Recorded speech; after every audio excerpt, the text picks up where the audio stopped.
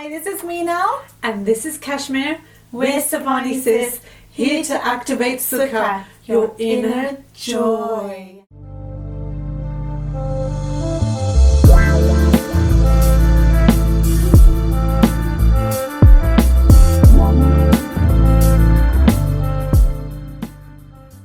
So, in today's video, we're going to talk about why you may be confusing positive thinking with lying to yourself. What? Hang on a minute. Positive thinking, lying to yourself. Hang on a minute. That doesn't make sense at all. What do you mean by that? Elaborate, please. Okay, so have you noticed that when you're feeling angry inside, or you're feeling frustrated or upset or sad, and then you meet up with your friend and then your friend says, oh, just think positive. Just switch on your positive thoughts. You don't need to feel like this, just be happy. What do you feel like doing, guys? You want to slap her. You want to punch her. You want to be like, shush, be quiet. How can you say that? I feel like crap. Oh, I see what you mean. Yes. I've had that. Not that I would want to punch my friends, but you know, it's that kind of frustration feeling that how am I supposed to think positive? Have you noticed that when your feeling is so strong of frustration or anger or upset, and you try to think positive thoughts, it's very challenging. It's almost impossible because the feeling is so strong. It's harder to think greater than how you feel. Now notice that I'm pointing here when I'm talking thinking, and when I'm talking about feeling, I'm pointing to my body. The reason is because feelings are the language of the body and thoughts are the language Of the brain. When you have a feeling, what is a feeling? A feeling is a sensation within the body. So when you feel anger or you feel upset, you'll notice your body starts to tense. You might feel a bit of tension on your neck or your shoulders. You might feel a kind of twisting in your stomach if you're feeling upset or anxious.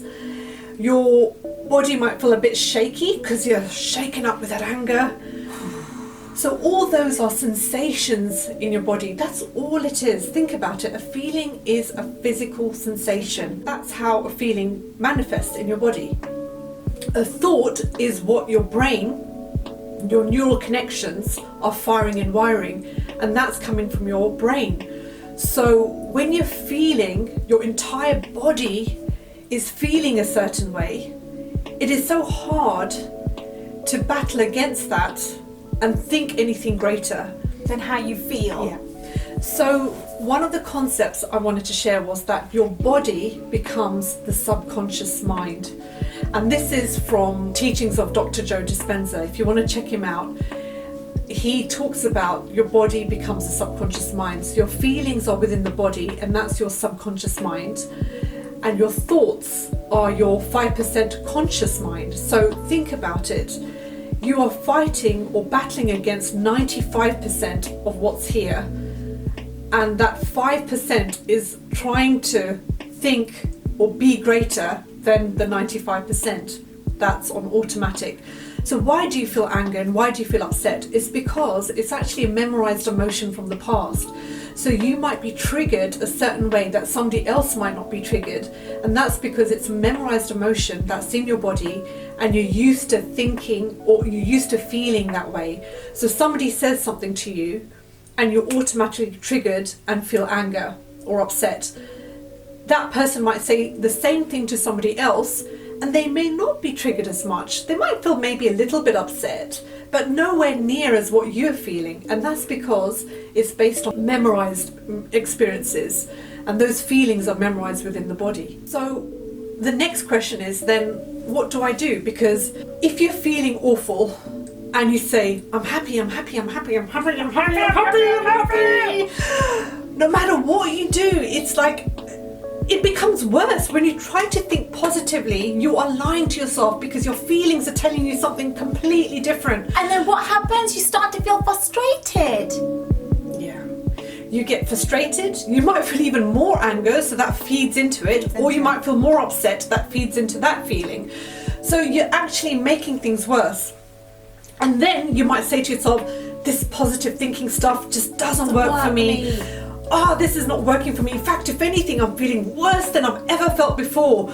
Or you are upset with yourself because you can't think greater than how you feel. Or you're feeling maybe guilty for feeling that emotion and not being able to come out of it. So whatever comes out of this positive thinking and trying to think greater than your body, you're just making yourself feel worse, right?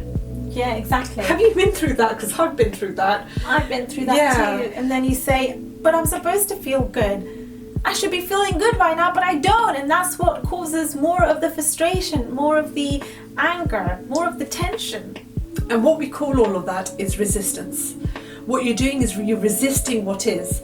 When you resist what is, that creates the upset feelings or the anger or the frustration or the impatience. Yeah. And so how do we overcome this? How do we really start to think greater than how we feel? Right? Well, you did say there's going to be one easy magical trick. Yes. To cure this problem. That's it. There's one easy magical trick. Now, this seems so easy that when you hear me doing it, you're not even going to believe me. But it works because I've done it. I've done it. You've done it. And many other people have done it. And it has worked. But you've got to refine that skill to be able to do it. So we're going to go through that tip now. And it's so easy. You're going to maybe laugh at us, or you might think this can't be true. So let's go through the steps. Kashmir, do you want to go through it with me? Yes. Okay. Step 1. Okay, take an example. You're feeling anger. Oh, I'm so freaking angry right now. I'm so darn angry. Just think positive, dear. Just think positive. Oh, shut up. Don't tell me to think positive. Don't you dare tell me to think positive when I'm feeling like this. So the step 1 is first admit that you're feeling angry. Guys, I gotta admit something. I gotta make a confession. I'm feeling freaking angry right now. Can you see the steam coming out of my ears? So you label that emotion, whatever that label is for you. It could be anger, it could be upset, it could be frustration, whatever it is. Just give it a label. Don't think about whether it's the right or wrong label. Just say what it is. I'm feeling angry right now. Yes. Step 2, you don't resist it. You allow it to be there because you're a human being, and human beings have every kind of emotion there is out there. So the way you want to accept it, I love that. The way you want to accept that emotion. Now this seems very contradictory. Why would you want to accept something that's so negative? That doesn't feel good in my body. And often this is the hardest step to do, because when something doesn't feel, remember, feelings are sensations in the body, and the sensations don't feel pleasant. They don't feel pleasant. You don't like them. You don't like your body tensing up or your stomach in knots. Subconsciously you may like it because it's a very familiar emotion for you and it's safe because you're used to that emotion. But consciously you don't like it there. So it's very hard to accept something that you don't want there in the first place. So all you do is you observe that sensation in your body and you embrace it. You welcome it in because it's there for a reason, and you're a human being, and it's absolutely fine for the physical body. The true essence of you is pure and at peace and full of love and joy. And this is just a physical body experiencing certain unpleasant sensations. So embrace it. Embracing the anger. You can put your arms out and then bring it in. Come here, anger. I love you. And you just observe that emotion. And when you're observing it, what that means is that imagine you stepped outside of your body and you're just looking at it without without judgment. You don't have any narrative after it. You're just observing. And that's all you do. You observe the sensations. You don't say to it, I don't want you to be here. You don't even say, I want to let go of you. I want you to leave me this sensation. I don't like you here. None of that. You just allow it to be. Now trust me, when you do this properly and you do it without judgment, without mental chatter, and all you are doing is observing it and allowing it to be there, within a few minutes, not a few days, not a few hours, not a few weeks, within a few minutes, that emotion plays in your body and it leaves you. It will leave your body within a few minutes of doing that. Sometimes within a few seconds, it can be that quick. So you only have to suffer, you can say, just for those moments when you're observing it, because it feels unpleasant. So to hold your presence there and observe it can be quite uncomfortable initially, but you just keep observing it. And if you want, you can even love it or embrace it, but don't try and love it and embrace it. Just allow it to be. And if you feel you want to embrace it, then do that as well. And just observe it, and I'm guaranteed it will be gone. Wow, what a simple trick that is. Yes. And you're no longer identifying with your emotion either. Yeah, it's not you It's anymore. not a part of you. It's not a part of you, It's not because who you really are. Remember, guys. who you really are is pure souls of peace, love and joy. You know when you have done this correctly, because your body will feel lighter. Yeah. You'll no longer feel that emotion. It's almost like a relief. I feel lighter in my I body. feel so good. And that feeling is so wonderful because it's left your body. Now, that feeling might come back again within a few hours, maybe on the same day it might come up again, but it will come up with less intensity than it did the first time round. So when it comes up again, you do the same technique again and then feel it leave your body, and then you'll feel again lighter. Now you keep doing that until the emotion's completely played through. Wow. And it's done what it needs to do, and you haven't suppressed that emotion. You've allowed it to just come up, and so that it could actually process, your body can process it and it can leave you. And that's all you want to do. That's how simple, How simple is that? What a unique yet simple trick. Yes. And it's almost like this is how you break the habit of being yourself. This is how you really work on yourself, right? Because now you'll no longer identify with being angry. Therefore, you will no longer be called an angry person. It won't be part of your personality. It's amazing. Like, you can change yourself. This is how you change yourself, guys, for the better, to serve you in the best possible way. And can I share a personal experience? Yes, of course. So I had bouts of anxiety, and when it was intense, it was actually very difficult to do this method. It was very challenging. Not to say it can't be done, it can. There are people I know that have done it. However, I found it very challenging. But when the intensity of it was a little bit less, that I felt like I could handle it, cope with it, I did this method. And I just took a few deep breaths, and then I kind of leaned back just ever so slightly, and then I just observed the sensations in the body of anxiety. As unpleasant as they were, I just observed and I just stayed with it. And it didn't even feel like a few minutes. I think it felt like just a minute, or maybe just over a minute. It had left my body. And then I didn't pay too much attention to it. But a few minutes later, when I just got up from my chair, I realised, oh my gosh, my body just feels lighter. Hang on a minute, I don't feel anxious anymore. It feels so good.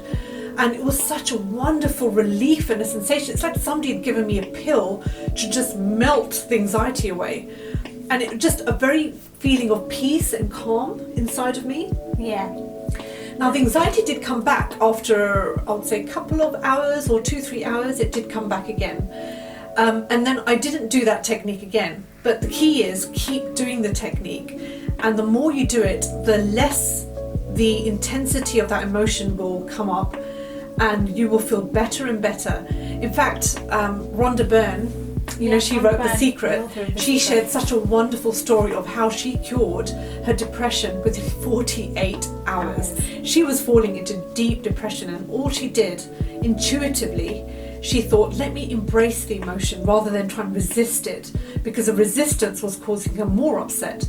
So she embraced the emotion, and she said, just like we say, open the arms up and kind of embrace it, if that's how you want to visualize it, because that's a nice way to do it as well.